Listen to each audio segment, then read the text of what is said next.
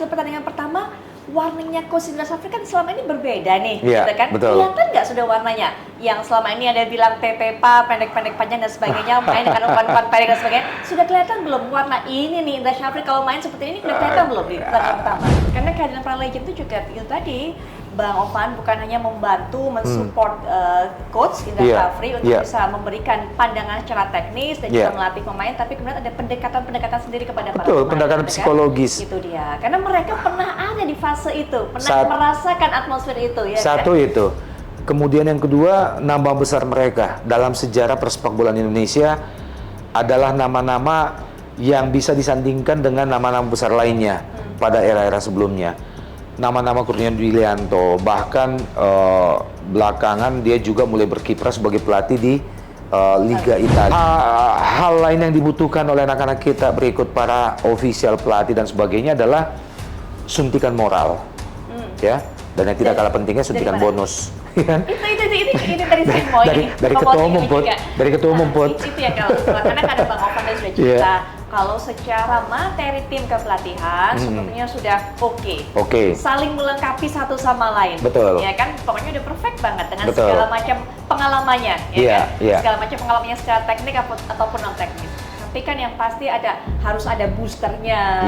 Kita vaksin aja ada boosternya. Kita kerja aja ada boosternya bonus. Apalagi ini kemudian main di lapangan. Betul. Membawa nama bangsa dan negara. Harus ada apresiasi untuk mereka, menunjukkan mereka. Itu sih. Saya mau ajak Bang Ovan untuk sedikit tebak-tebak Bang Manggis. Tebak-tebak. Kalau sekarang yakin wakil dari grup A adalah Indonesia salah satunya. Yang akan menemani Indonesia menurut Bang Ovan siapa? Saya agak cenderung melihat Myanmar sebagai tim lain yang akan menemani Indonesia untuk lolos ke semifinal. Bukan tuan rumah ya? Bukan tuan rumah. Kalau dari grup seberang? Kalau dari grup seberang kok kayaknya Thailand sama Vietnam sulit untuk terbendung.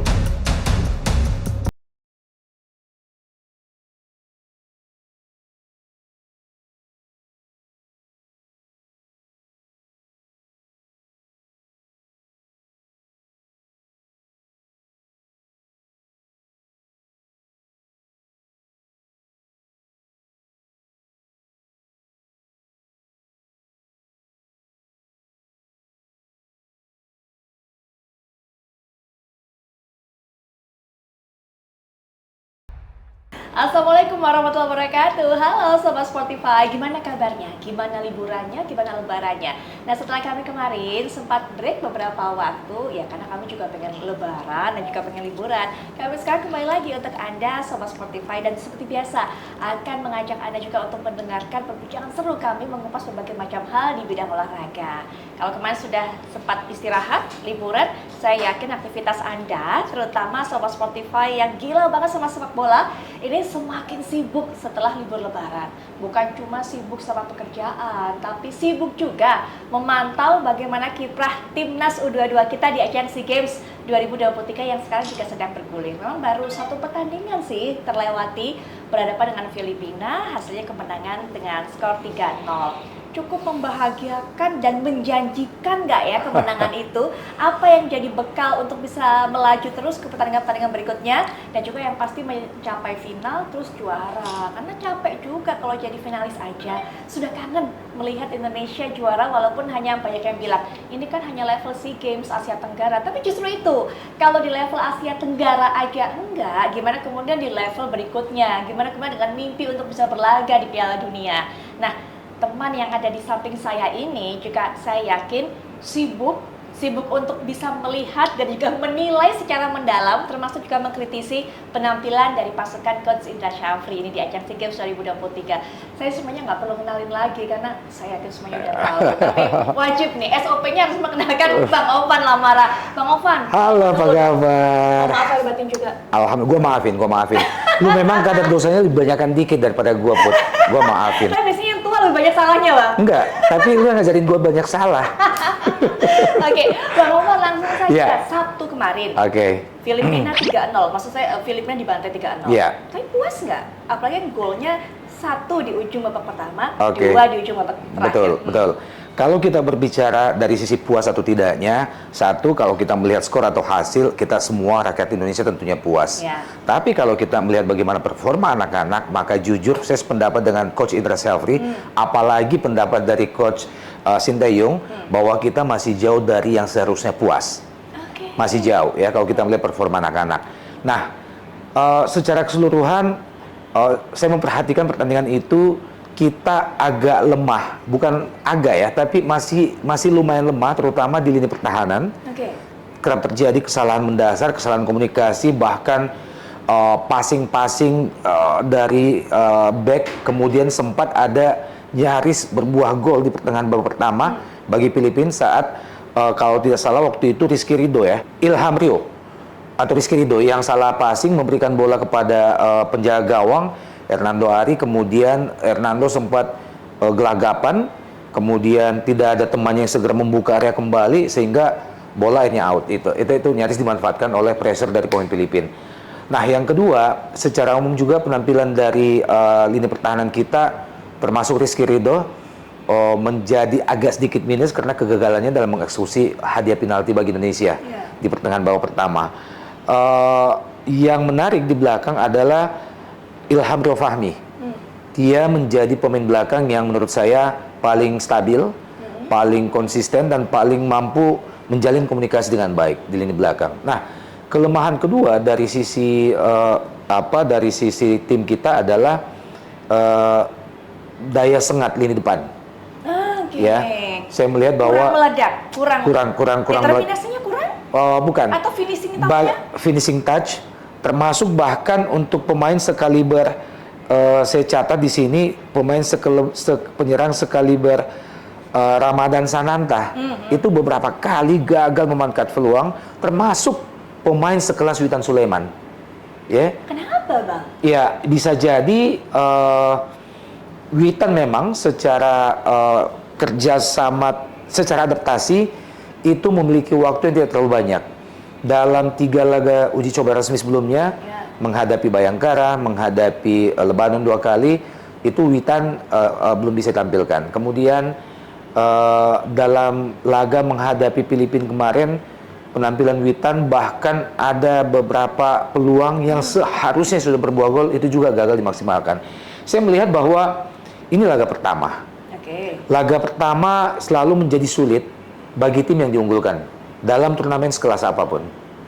Ada beban mental. Ada beban psikologis di situ. Karena mereka dituntut untuk menang. Apalagi Puput tahu sendiri bagaimana tekanan dari publik pencinta sepak bola Indonesia sebelum keberangkatan tim ini ke Kamboja ya. Nah, mudah-mudahan hal-hal mendasar seperti ini. Satu lagi kelemahan kita, yakni terlalu mudahnya kita mendapatkan kartu atau melakukan kesalahan-kesalahan, pelanggaran terhadap lawan yang seharusnya tidak perlu. Gampang terpancing emosinya. Satu itu, yang kedua juga kita masih terkadang melakukan hal-hal yang dalam tanda kutip sifatnya konyol, ya. Misalnya ada aksi pemain kita yang mengulur-ngulur waktu di masa-masa injury time, padahal kita unggul jauh 3-0. Kalau kita hanya unggul 1-0 atau 2-1 mungkin ada alasan untuk melakukan itu. Tapi 3-0, pertandingan tersisa 2 menit, tidak ada alasan untuk kita membuang-buang bola, mengulur waktu yang bisa memancing kemarahan dari wasit. Yang seharusnya sih kalau pertandingan internasional saya melihat aksi itu berbuah kartu kuning. Nah, beruntung kita tidak diberikan kartu kuning pada saat itu. Padahal kita tahu ini adalah sebuah ajang yang bersifat turnamen. Berlangsung hanya dalam tempo singkat. Betul. Satu, kita bertanding tanggal 29. Kemudian kita jeda atau istirahat agak panjang, kita baru akan melakukan pertandingan kedua tanggal 4. Kamis ya? Hari Kamis, lusa. Kemudian tanggal 7 kita tanding lagi. Kemudian terakhir tanggal 10. Artinya, hanya dalam kurun waktu kurang lebih 2 minggu, kita akan melakukan 4 laga. Dan kita dituntut untuk tidak hanya sekedar bermain stabil, sekedar bisa memenangkan satu laga ke laga yang lain, tapi kita juga dituntut, pemain-pemain kita dituntut untuk sedemikian rupa menghindari akumulasi kartu. Karena itu bisa berakibat fatal, Put. Karena kehilangan satu pemain saja karena akumulasi kartu, efeknya bisa banyak. Iya, betul. Tidak terasa dengan rencana atau skema yang betul. awalnya direncanakan oleh pelatih. Seperti yang saya sampaikan tadi, Put, bahwa ini pertandingan yang bersifat turnamen berlangsung hanya kurang dari 1 bulan. kemudian kita harus melakukan begitu banyak pertandingan dalam waktu yang agak sempit, sehingga jika ada pemain inti misalnya, pemain yang sangat penting perannya, kemudian mendapatkan akumulasi kartu, kan bisa dipastikan dia tidak akan bermain pada pertandingan selanjutnya. Betul.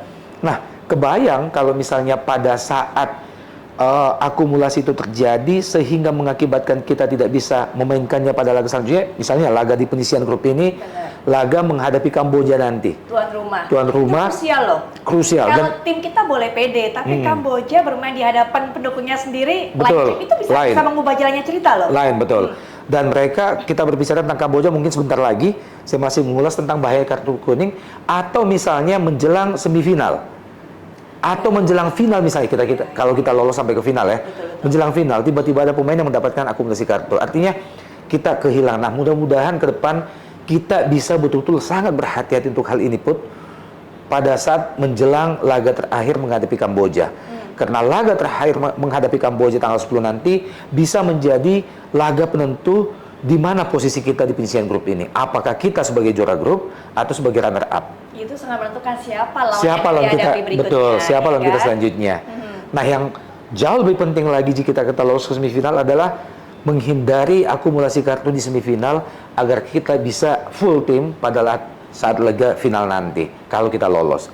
Nah, jadi saya melihat bahwa 3 aspek ini yang harus betul-betul dibenahi oleh Coach Indra Syafri, ya.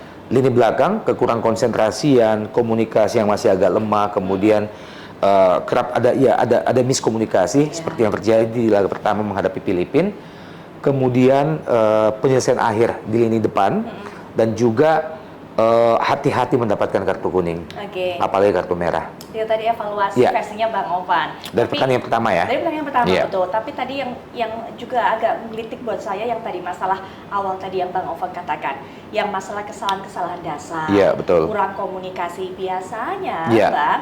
Ini kan bukan pertama kali ini terjadi. Biasanya kalau ini terjadi, kemudian yang dikambing hitamkan adalah masa persiapan yang kurang, masa persiapan yang mepet, itu soal jadi kambing hitam. Kalau yang sekarang memang seperti itu kah? Karena kurang waktu persiapan dan sebagainya kah? Iya, kalau kita berbicara tentang persiapan, Put, seharusnya memang ada waktu yang sedikit lebih panjang yang bisa dimaksimalkan oleh Coach Indra Syafri untuk mempersiapkan tim ini. Tapi sebetulnya itu dari sisi minusnya. Kalau dari sisi plusnya tentang tim ini, terlepas dari persiapan itu adalah bahwa sesungguhnya ada banyak atau beberapa pemain yang saat ini tergabung dalam tim ini sesungguhnya sudah merasakan atmosfer yang sama, sudah bermain bersama di timnas sejak di SEA Games tahun lalu. Itu dia. Iya. Kan kalian sudah nyetel satu. Iya, betul. Iya. Nah, yang agak mengejutkan kita di awal adalah pergantian dari sisi pelatihan yang agak tiba-tiba ya. Bagaimana kita seperti dininabobokan oleh keberadaan Sinteyong dalam semua jenjang usia timnas kita. Kemudian tiba-tiba beberapa bulan sebelum keberangkatan tim ini ke Kamboja, PSSI memutuskan untuk memberikan tanggung jawab kepada Coach Indra Syafri sebagai pelatih kepala, menggantikan posisi dari Sinteyong. Is it bad or good? Ada plus minusnya juga, ya. Kalau kita berbicara khususnya tentang konteks SEA Games, maka mungkin PSSI berpikir bahwa jika di head to head antara Sinteyong dengan Coach Indra Syafri di 2 SEA Games terakhir, 2019 kemudian 2021 yang dimundurin SEA Games-nya ke tahun lalu bulan Mei 2022 jadinya, 2019 Indra Syafri yang menjadi head coach dari timnas kita di SEA Games Manila, Filipina pada saat itu. Dan hasilnya kita bisa lolos sampai ke final, mendapatkan medali perak, dikalahkan oleh Vietnam pada saat itu. Kemudian tahun lalu di SEA Games 2020 yang dipindahkan ke 2021 yang pindah ke 2022, kita hanya mendapatkan perunggu di bawah Sinteyong. Artinya secara head to head, memang kalau berbicara tentang SEA Games, ya Indra Syafri saya menyebutnya sedikit lebih beruntung daripada Sinteyong, ya. Nah, problemnya adalah adaptasi sekali lagi. Bahwa belakangan memang pemain-pemain kita, anak-anak kita udah mulai terbiasa dengan pola latihan dari seorang Sinteyong. Tiba-tiba berubah ke Indra Syafri. Ini tentu metodenya, pendekatannya, kedekatannya juga mungkin sedikit banyaknya itu berpengaruh, ya. Tapi SEA Games berbicara tentang sebuah ajang yang hanya memberi kesempatan kepada setiap tim dalam tempo yang sangat singkat, turnamen. Dan dari sisi head to head atau pengalaman di SEA Games, saya melihat bahwa memang Indra Syafri agak lebih beruntung dari Sinteyong. Sehingga saya kok sepertinya setuju dengan pergantian ini. Ya, pergantian ini artinya tidak ada salahnya untuk PSSI menunjuk pelatih yang jauh lebih jauh lebih cocok untuk SEA Games. Jadi kalau di dalam pikirannya Bang Ovan, dari sudut pandang Bang Ovan, hadirnya Indra Syafri di situ, Coach Indra Syafri, apa pengaruhnya? Secara personal, pendekatan personal lebih ngefek kah dibandingkan Coach itu tentu. Bagaimanapun Indra Syafri adalah putra asli Indonesia. Kemudian dia juga memiliki predikat sebagai pelatih juara, terutama untuk timnas kelompok umur. Kemudian jam terbang pengalamannya juga terutama di SEA Games sudah lebih dari cukup. Kemudian kedekatan personal tentu akan lebih bisa terjalin chemistry antara pelatih yang asli orang Indonesia jika dibanding dengan Sinteyong misalnya. Tidak ada kendala komunikasi. Tidak ada kendala komunikasi antara lain. Nggak perlu translator. Betul. Iya kan? Satu itu. Yang kedua, Indra Syafri memang bisa memerankan perannya sebagai bapak bagi anak-anaknya. Nah, satu lagi Put, yang kita nggak boleh lupakan, kenapa Indra Syafri juga memiliki alasan dan tradisi yang jauh lebih bagus dibanding Sinteyong, adalah bahwa predikat Indra Syafri yang saya ungkap tadi, yang saya singgung tadi, sebagai pelatih juara. Ya, jangan lupa untuk kelompok umur, mungkin sejauh ini masih Indra Syafri yang terbaik, tidak juga menafikan misalnya Bima Sakti dan kawan-kawan. Indra Syafri lah yang memberi kenangan manis kepada kita. Masih ingat dulu. Usia 19 dulu, 2015-2016. Evan Dimas. Betul, Evan Dimas.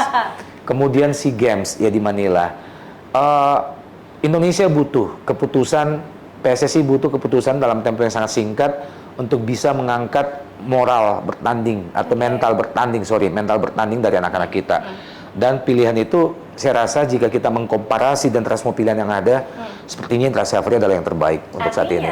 Mungkin Bang Ovan ini mewakili suara para penikmat bola lainnya. Ada ekspektasi yang tinggi, harapan yang besar bagi Coach Indra Syafri ketika kemudian dipercaya menjadi pelatih ini akan memberikan sentuhannya, kan? Sehingga kemudian tim kita masuk final dan harapannya juara. Tapi dari hasil pertandingan pertama, warnanya Coach Indra Syafri kan selama ini berbeda nih, gitu kan? Kelihatan nggak sudah warnanya? Yang selama ini ada bilang TPPA, pendek-pendek panjang dan sebagainya, main dengan umpan-umpan pendek dan sebagainya, sudah kelihatan belum warna ini nih Indra Syafri kalau main seperti ini sudah kelihatan belum di pertandingan pertama? Belum, saya belum melihat ya. Kalau kita melihat di pertandingan pertama, satu-satunya yang membuat sentuhan Indra Syafri mulai terlihat adalah dari sisi rotasi, ya. 3 uji coba sebelumnya termasuk 2 menghadapi Libanon itu ternyata berbeda dengan dari sisi materi pemain. Ternyata Indra Syafri menurunkan pemain yang berbeda di laga pertama menghadapi Filipina. Ya, pemain yang baru bergabung seperti Witan itu langsung diberikan kesempatan. Kemudian Pratama Arhan juga langsung diberikan kesempatan. Kemudian kita juga memang menjelang keberangkatan di laga kedua uji coba menghadapi Libanon memang agak ada sedikit musibah bagi tim ini, bagaimana Ronaldo Kuate tiba-tiba mengalami cedera yang agak serius sehingga tidak bisa diikutkan ke sana. Ini sedikit mempengaruhi lini depan kita. Dan kalau kita kembali, apakah sentuhannya Indra Syafri sudah terlihat di laga pertama menghadapi Filipina? Sebetulnya belum, ya. Ada 2 yang belum terlihat. Yang pertama adalah semangat juang anak-anak. Belum seperti kurang apa? Kurang meledak, kurang biasanya sih kurang on fire? Artinya begini. Betul. Saya melihat kurang Spartan, ya. Artinya begini.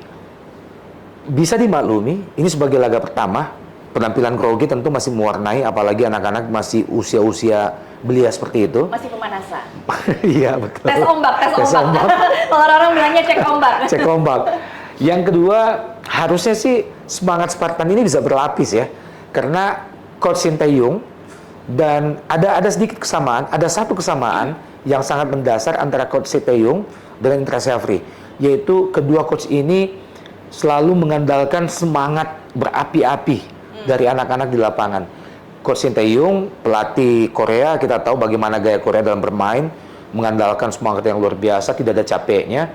Indra Syafri juga mirip seperti itu. menyuntikkan semangat yang bisa berlipat-lipat ke anak-anak tampil Spartan. Nah, saya belum melihat ada itu. Kemudian hal lainnya adalah perubahan pola ya. Sepertinya menghadapi Filipina kemarin kalau tidak salah coach langsung menurunkan formasi 3-5-2 ya. Biasanya 4-4-2. Kemudian mungkin juga karena coach melihat bahwa yang dihadapi adalah Filipina yang hitung-hitungan di atas kertas sangat percaya diri bisa menaklukkan Filipina. Nah, berbeda dengan laga kedua. Nah, kalau kita berbicara laga kedua gitu. Laga kedua lawannya Myanmar. Walaupun ada kesempatan untuk mengintip laga Myanmar pada pertandingan malam ini. Karena hari ini Myanmar akan menghadapi Timor Leste. Sayangnya di pertandingan pertama Myanmar mereka hanya berhadapan dengan Timor Leste. Nggak keukur. Ya kan? Sulit untuk keukur. Karena Myanmar juga mengecilkan Timor Leste ya. Betul. Kita bicara ada dasarnya. Kekuatan betul. Ya artinya nanti Myanmar tidak akan tampil all out. Iya, Mungkin. Iya. Kalau cobaan yang diberikan oleh Timor Leste ya seperti kita tahu. Iya, betul. Karena begini, Put. Ini sepak bola yang menghadirkan sebuah tim 11 tim di lapangan ditambah 7 cadangan yang hanya bisa memainkan 3 pergantian.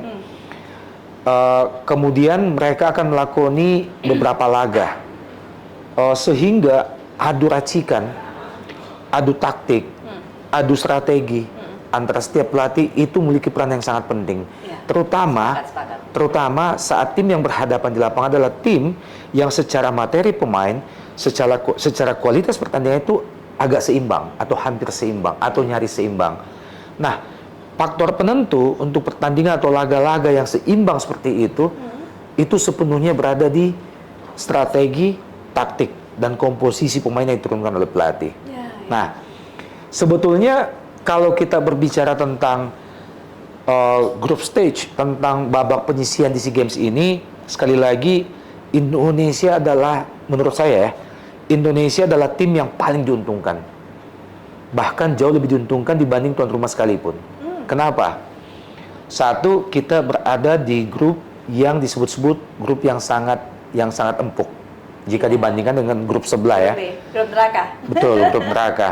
Karena di grup kita ini tidak ada Vietnam, tidak ada Malaysia, dan tidak ada Thailand. Yang kedua, jadwal pertandingan kita juga sangat friendly buat Indonesia. Ya, bagaimana tidak, Put?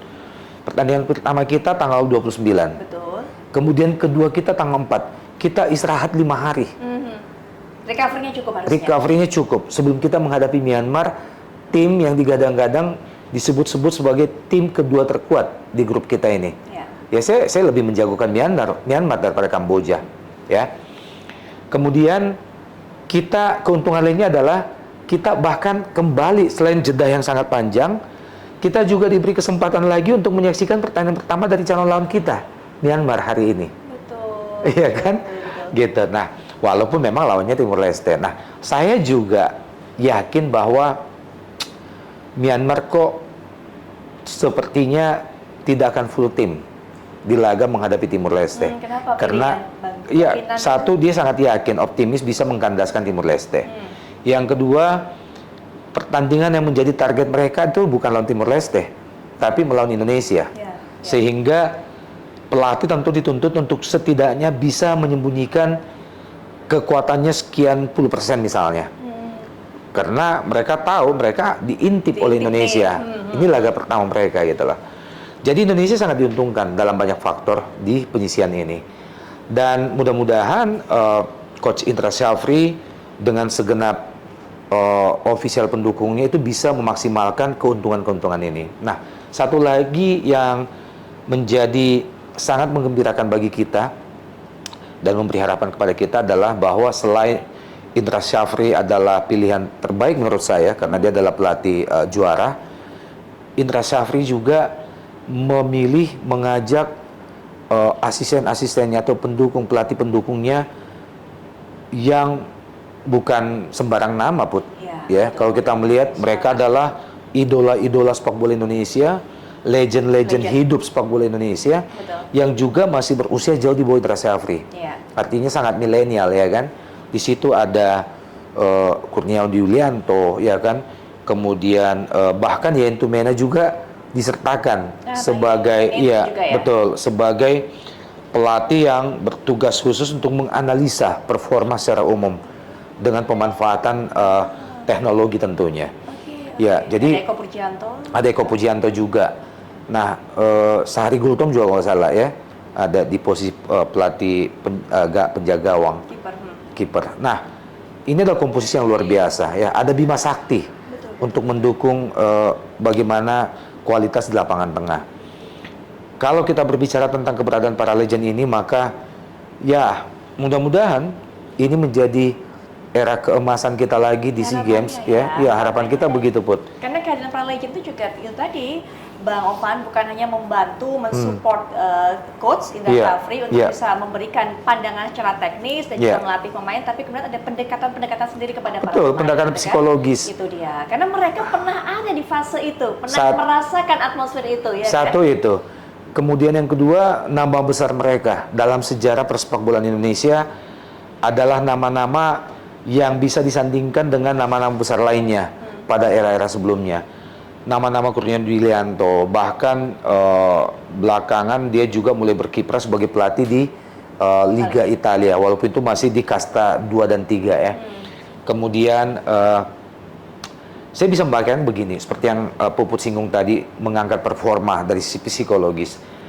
Jangankan dilatih langsung oleh mereka atau menghadirkan mereka di hadapan kita. Saya kan kerap masih sering bermain bola dengan beberapa nama itu. Dengan Yentu Mena saya main bola, dengan Kurniawan Dwilianto saya bermain bola. Mereka sahabat-sahabat saya. Artinya begini, Put. Mereka hadir di lapangan saat kita hanya main-main fun begitu saja. Itu kita semangatnya beda loh. Semangatnya beda. Tendangnya beda aja ya. Iya, semangatnya beda, betul. Ada kerasa ini ya. Betul, semangat ada yang luar biasa. Betul. Yayan misalnya, itu sahabat saya banget. Yayan itu walaupun usianya di bawah saya, tapi misalnya menjelang bermain nih, dia ngasih sesi sendiri untuk latihan dulu. Iya, jadi beda emang. Dia ngajarin saya, dia mengasah gitu, mengasah. Dia yang bro, nanti gini, lu gini kan. Terus ini nih, balikin bola, Jadi dia ngajarin gua lagi yang elementer kayak gitu. Dan performa kita beda. Jadi bisa kebayang, main bareng dalam fun football saja itu rasanya beda kalau ada Yeyen, ada Bima, ada Kurniawan. Apalagi kalau mereka tampil untuk mensupport head coach sekelas Indra Safri. Kurang apa lagi coba? Iya kan, kurang apa lagi. Nah, mungkin hal lain yang dibutuhkan oleh anak-anak kita berikut para official, pelatih dan sebagainya adalah suntikan moral. Ya, dan yang tidak kalah pentingnya suntikan bonus. Itu dari saya mau dari ketua umum Put, dari ketua umum Put. Itu ya karena ada Bang Ovan dan sudah cerita kalau secara materi tim kepelatihan sepertinya sudah oke. Saling melengkapi satu sama lain. Betul. Ya kan, pokoknya udah perfect banget dengan segala macam pengalamannya, ya kan? Segala macam pengalamannya secara teknik ataupun non teknis. Tapi kan yang pasti harus ada boosternya. Kita vaksin aja ada boosternya. Kita kerja aja ada boosternya bonus. Apalagi ini kemudian main di lapangan. Betul. Membawa nama bangsa dan negara. Harus ada apresiasi untuk mereka, perjuangan mereka. Itu sih. Iya, gue setuju banget, Put. Makanya gue sedikit ungkit tadi. Kenapa? Karena begini. Keberadaan tim kita ini di SEA Games Kamboja kali ini dituntut tidak hanya maksimal, tapi harus bisa membawa pulang medali emas. Ya, harus mampu membawa pulang medali emas. 32 tahun lamanya. Terakhir tahun 91 di Manila. Setelah itu kita tidak pernah lagi. Padahal dari sisi total partisipasi sepak bola kita di SEA Games, sebetulnya hasilnya tidak terlalu mengecewakan saja. Tidak terlalu mengecewakan, selain bahwa 32 tahun lamanya kita pacak klik emas. 23 kali sudah keikutsertaan kita pada cabang sepak bola di SEA Games sejak tahun 1977. Total 11 kali kita sudah meraih medali. 2 emas tahun 87 dan 91. Selebihnya kita hanya mampu meraih 5 perak, kemudian 4 perunggu. Artinya bahwa dari total 23 kali kepesertaan kita bisa mendapatkan 11 medali. Tidak jelek.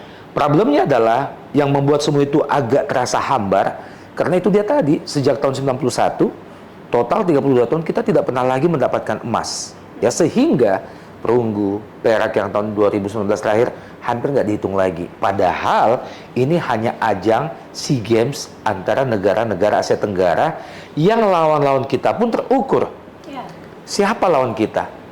Lawan kita yang paling beringas, yang menjadi lawan kita sejatinya tidak lebih dari 4 negara. Ya. Thailand. Bahkan sampai 10 tahun yang lalu Vietnam bukan lawan kita. Betul. Ya. Masih. Ya. Lawan kita kalau bukan Thailand, Malaysia. Vietnam, Malaysia, Singapura. Selalu ini yang menjadi kendala buat kita, terutama dalam beberapa tahun belakangan ini. Kalau bukan Thailand ya Vietnam, ya di semua ajang di SEA Games. Nah, masa sih kita butuh 32 tahun untuk bisa meredam keberadaan Malaysia, Thailand, sama Vietnam? Janganlah selama itu. Makanya sangat wajib untuk kita singgung, tidak hanya di Spotify ini, tapi dimanapun Puput bisa siaran sepak bola SEA Games tentang faktor non teknis. Ini untuk bisa melecut.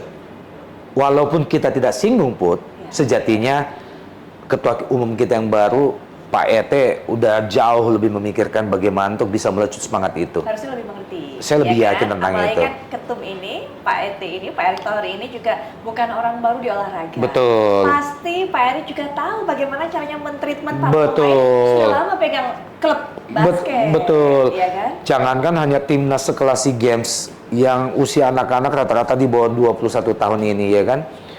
Bagaimana menstimulasi atau mengangkat moral bertanding tim-tim sekelas Inter Milan, Pak ET bisa. Itu dia. Ya, atau klub-klub basket ternama di Amerika, kemudian Melbourne di Australia, itu bisa diangkat nama Pak ET.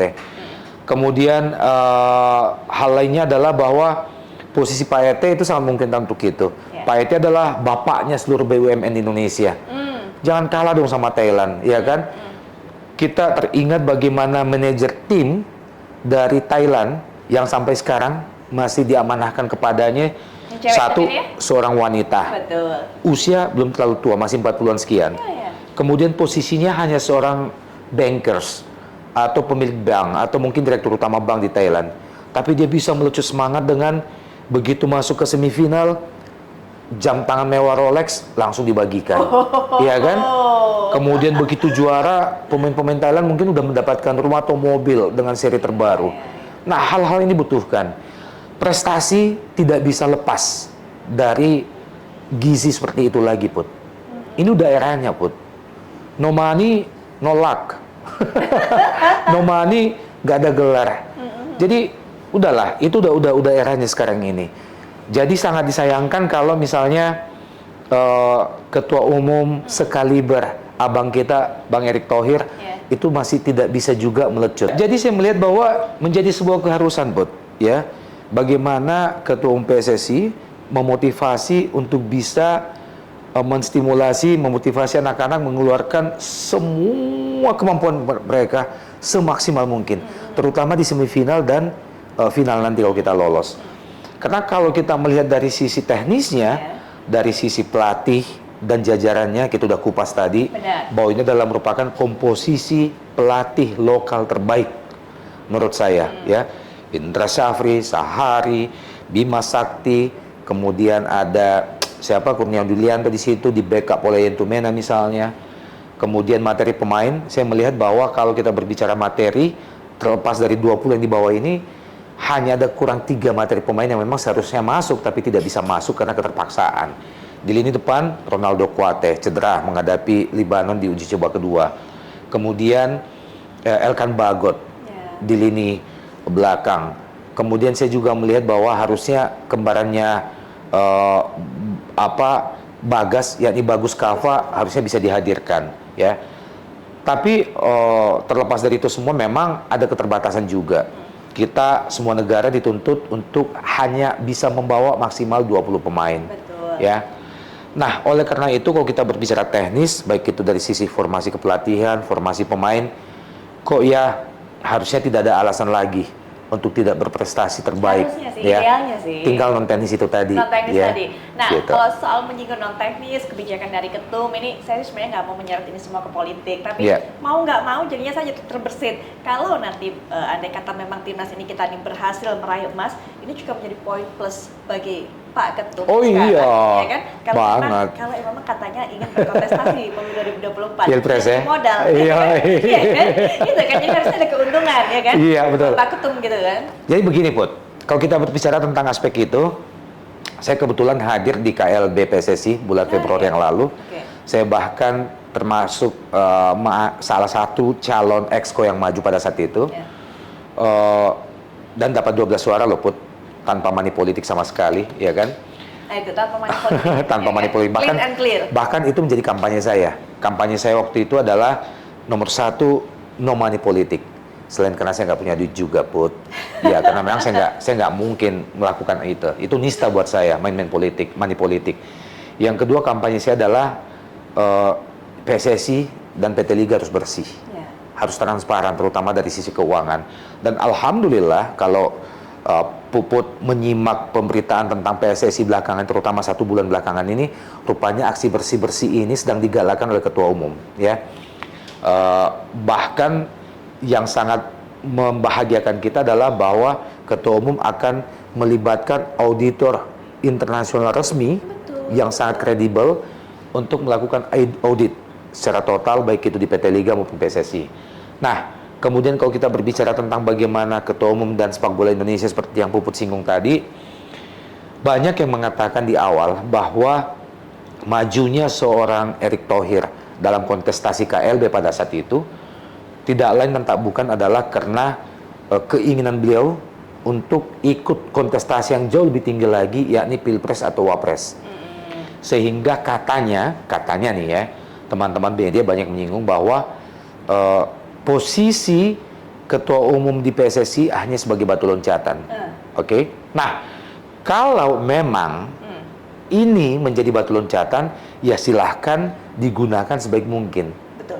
Ya. Betul. Dan akan menjadi batu loncatan terbaik jika Pak Ketua Umum bisa menghadirkan medali emas SEA Games. Ya. Kenapa? Karena kok sepertinya ini akan menjadi ajang penentuan terakhir bagi Ketua Umum Erick Thohir, apakah beliau memang dapat memaksimalkan posisinya di PSSI untuk dijadikan sebagai batu loncatan terbaik menuju kontestasi Pilpres atau Pilwapres gitu kan. Kenapa?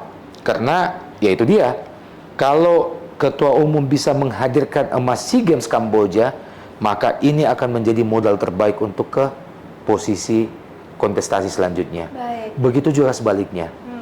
Kalau di SEA Games ini kita gagal meraih medali emas atau bahkan hanya sampai di semifinal, maka ini menjadi bumerang buat Ketua Umum kaitannya dengan niat untuk melangkah ke jenjang yang lebih tinggi. Oke, berarti Bang Ovan juga sebenarnya ada di paham yang it's okay kalau mau menjadikan ini batu loncatan, Betul.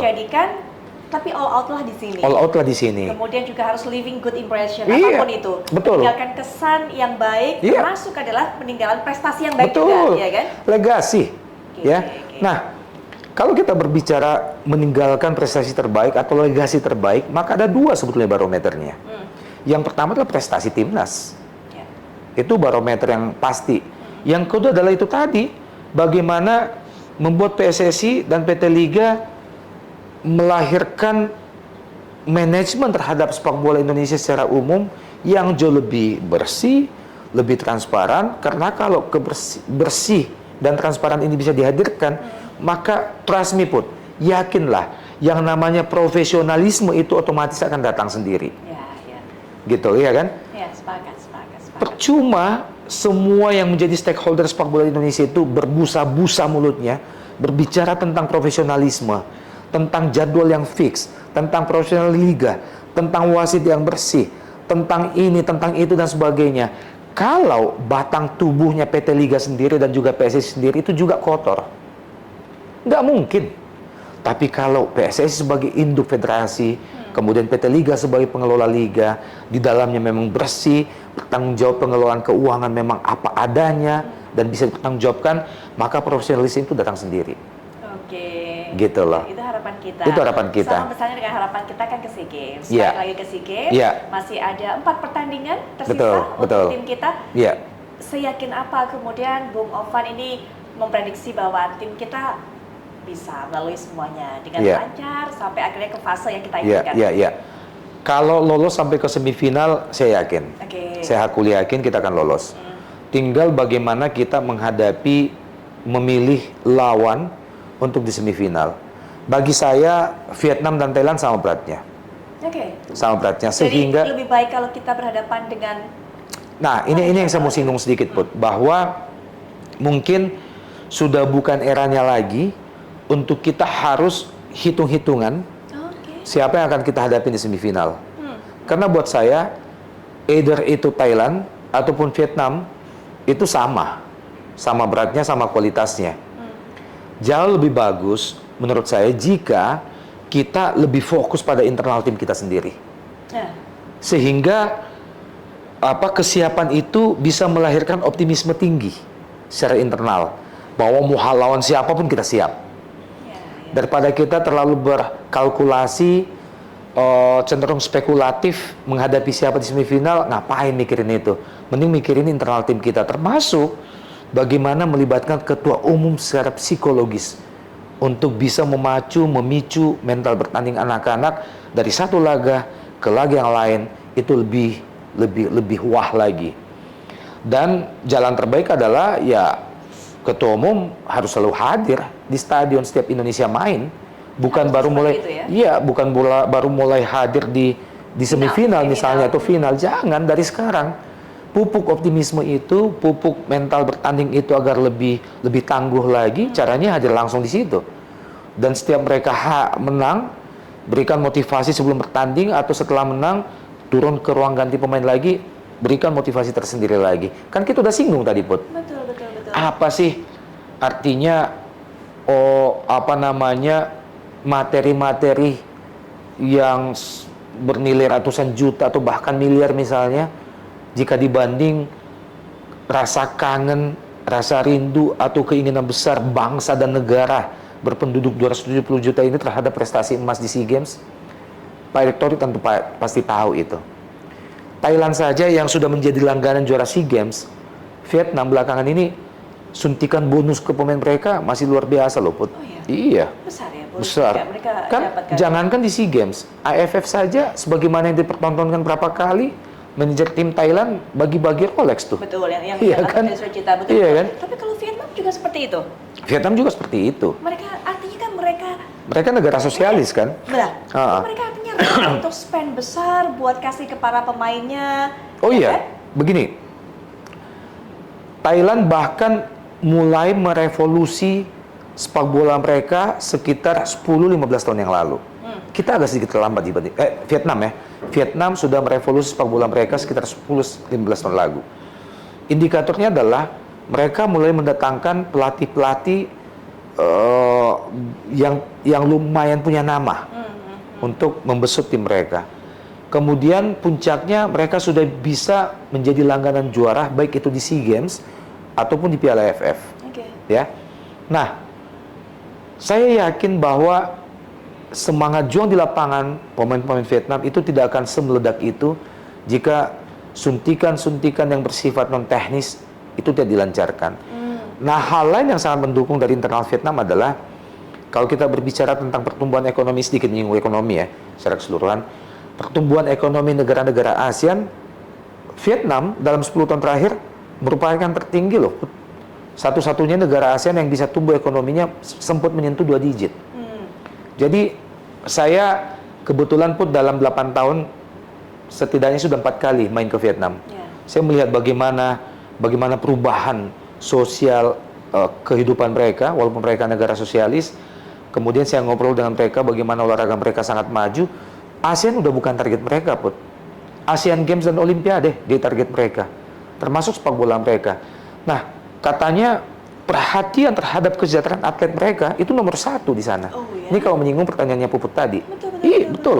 Jadi atlet-atlet yang sudah masuk skala atlet nasional di sana itu dibuat, ini kan negara sosialis, dibuat kehidupan mereka itu senyaman mungkin sampai ke keluarganya, diberikan rumah yang sangat mewah, diberikan fasilitas kendaraan, apalagi gizi, pendidikan, udah dia nggak mikirin lagi yang kayak gitu-gitu. Kemudian proses rekrutmen, saya ngobrol sama mereka, rekrutmen mereka mulai dari usia belia itu udah mulai, jadi semua mulai SD dilibatin, sekolah SD dilibatin untuk memantau bakat.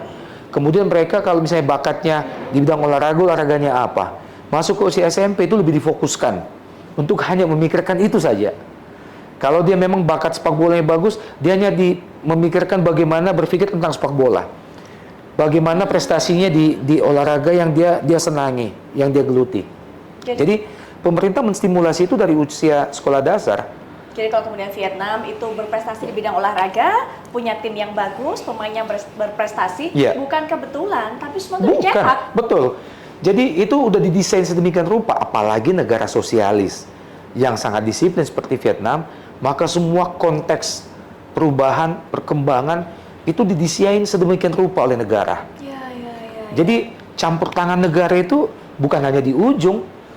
Nah, yang agak kita sayangkan kalau kita berbicara tentang timnas sepak bola Indonesia belakangan ini, yang kita sayangkan apa yang dulu sesungguhnya kita sudah miliki seperti yang dimiliki di Vietnam sekarang, zaman Pak Harto dulu, sebetulnya proses pengembangan talenta olahraga anak-anak kita dulu udah ada.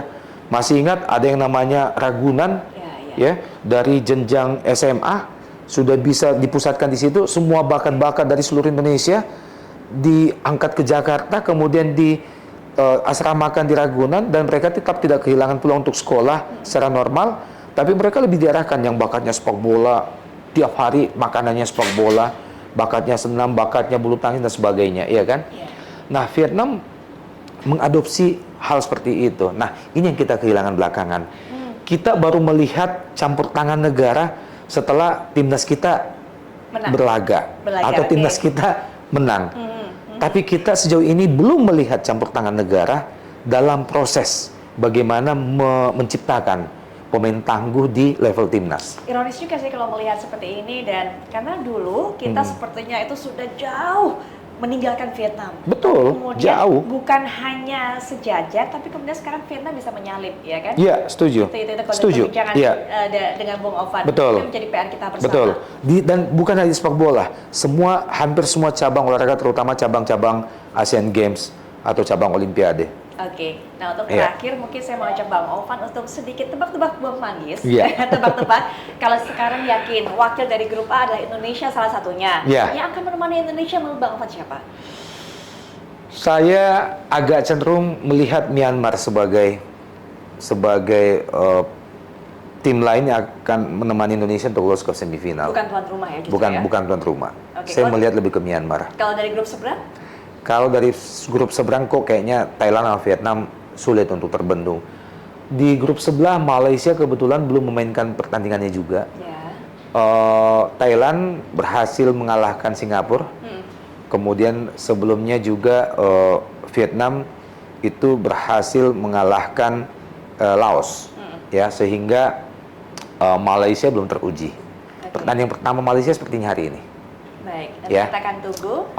Di grup A, di grup B, kita akan terus sambil doakan, ya kan? Karena support salah satu support yang terbesar adalah doa untuk para pemain. Seperti dikatakan oleh Bung Ovan, lama loh kita itu nggak dapat emas di SEA Games, terakhir 1991. Jadi kita sudah kangen banget kalau pemain kita ada di podium tertinggi, kemudian pulang membawa medali emas. Dan terakhir dari saya, dan saya sangat yakin, saya hakul yakin bahwa dengan segenap pengalamannya, dengan segenap peran pentingnya di begitu banyak klub-klub olahraga ternama, kemudian backup finansial yang tidak perlu diragukan lagi, maka kok ya nggak ada alasan untuk ketua umum kita Pak Erick Thohir tidak bisa hadir memberikan semangat langsung di Kamboja, sekaligus menyuntik motivasi sehingga semangat juang anak-anak di lapangan itu bisa sespartan mungkin gitu ya. Baik, Pak Erick, kalau kita melihat ini juga, Pak Erick ini para pemain dan juga mungkin rekan-rekan pelatih butuh vitamin B, Pak. Bonus.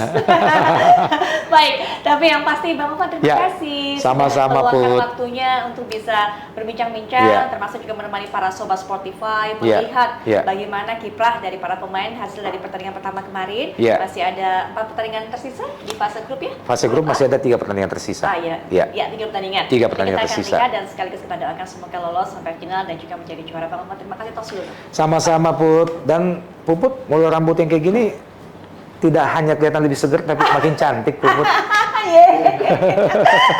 Oke, thank you Bang Ovan. Thank Kita you. akan jumpa lagi ya di episode podcast berikutnya, Sobat Spotify.